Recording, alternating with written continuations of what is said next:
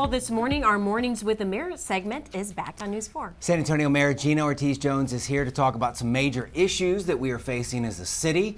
The Mayor, thank you so much for being here. There's a lot to get to, and we do want to get to something. Yeah. I do want to, our viewers want to get a backtrack here, and I do want to ask you this while we've got you here. So last week, obviously, a week ago, the council approves the term sheet.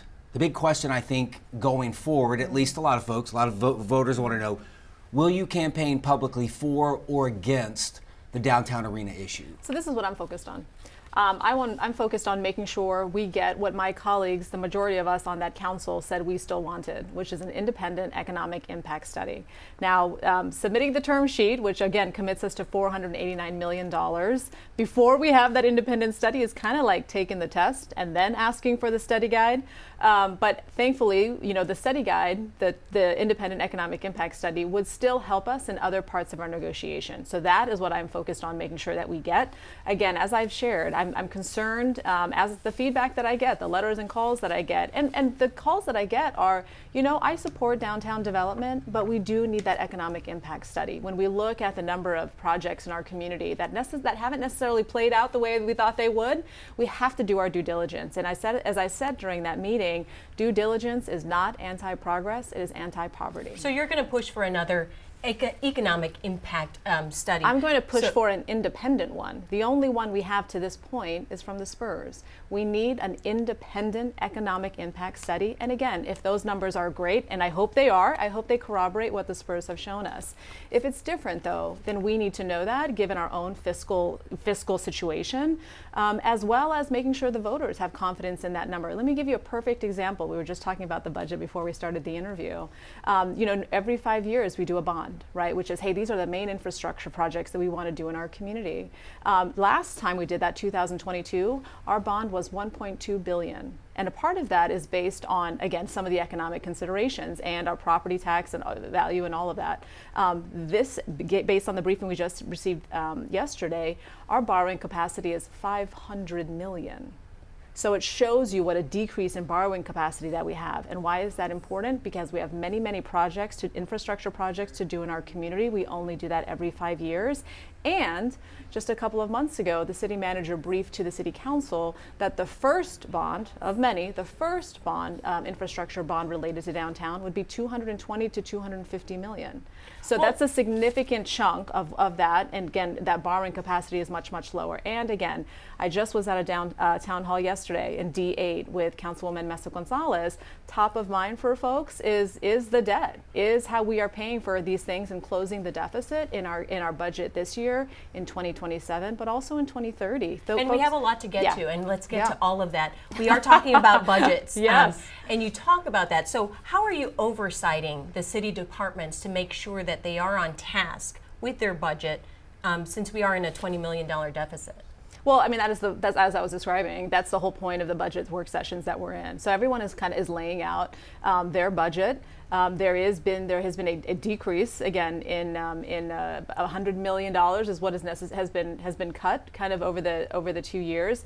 And so again, we have to right size this, because as I was getting to, if we don't help ourselves by 2030, the budget gap grows to $220 million. Well, and why is there a decrease in revenue? Because of property taxes, right? Property taxes are level. Sales tax also is level, right? We're also not seeing as much revenue from the airport, which we normally would. So I think, again, as we're seeing changes in the economic environment, people are spending less, they're traveling less. I think people are also looking on the horizon, which is what we're doing with our budget, and they are anticipating these federal cuts, the reconciliation bill, cuts to Social Security, Medicare, Medicaid, on top of the impacts of the tariffs. So we are in a very difficult fiscal environment. I'll be honest with you, it will only get more difficult, which is why we're being so conservative in our own budget, but why I'm also looking to make sure that whatever downtown development investment we do, we can afford. What do you think taxpayers want their money spent on here? What do you hear from, not just when you were on the campaign trail, but now that you're in office, now that you're governing? What do people say, Mayor, this is what I want my money used for? Well, I mean, in the budget survey, we actually asked that question, right? Hey, we're going, and this is done before we start all of this, right? And a lot of that has to do with certainly infrastructure-related things. We've got a lot of feedback on helping our homeless community, our homeless neighbors, and that's everything from what we do about public safety around encampments, but also to prevention.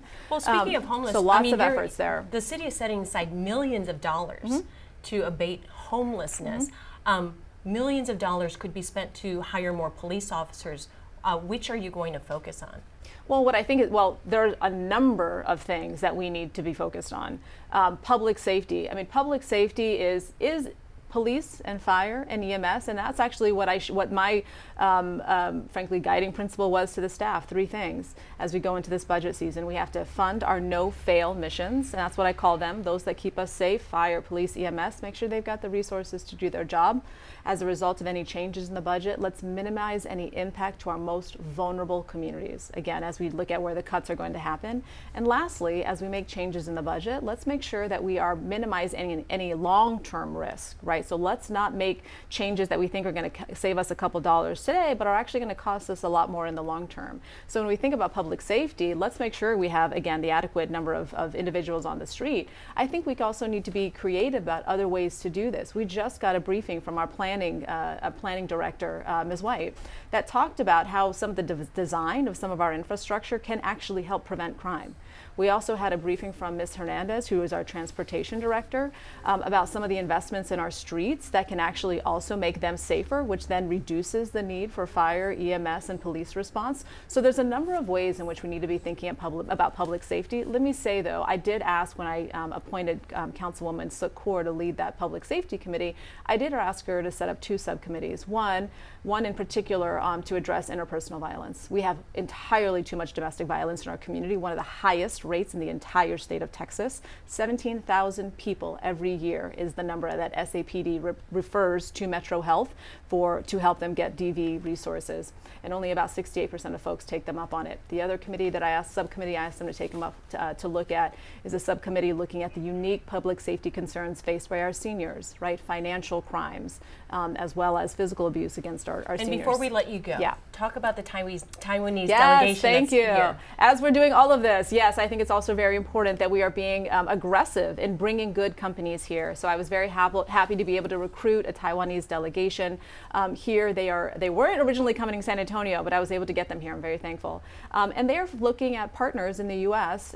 to partner to frankly to build electrical vehicles as well as UAVs, so uncrewed aerial vehicles, drones, right? So Texas is a hot spot to do business. I look forward to highlighting our unique defense ecosystem here, as well as the great advanced manufacturing sector that we already have here. So very excited to be hosting them at Best Quality Daughter, who is in fact Taiwanese herself. Mayor Gina Ortiz Jones, Mornings with the Mayor. We appreciate your time. Thank you. We are asking you guys if you'd like to us to come up, bring up a question or an issue that you would like for us to bring up with the mayor here. We would love to hear from you, and I'm sure she would love to hear from you guys as well. So just go to our Facebook page, news4sa.com, weigh in. We'll look at all of that. We'll gather them all up, and over the next several weeks, hopefully we'll have a chance to talk to the mayor and pass along some of your concerns and questions. Mayor, thank you so much for your time. Appreciate it. Thank you. Have a safe Labor Day. Yes, everyone. You too.